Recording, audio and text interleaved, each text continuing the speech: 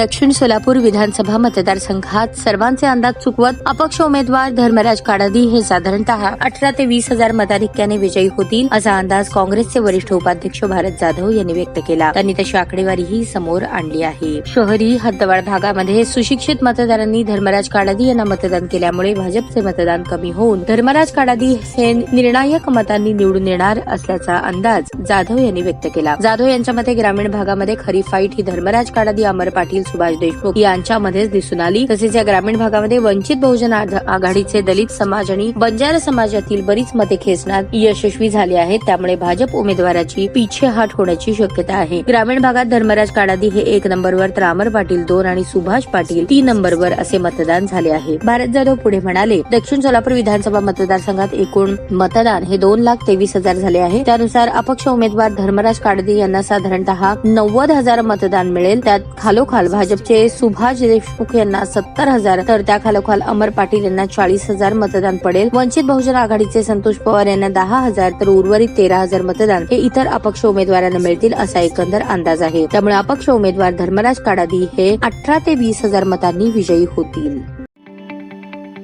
ताज्या बातम्या पाहण्यासाठी प्राईम महाराष्ट्र न्यूज चॅनलला सबस्क्राईब करा.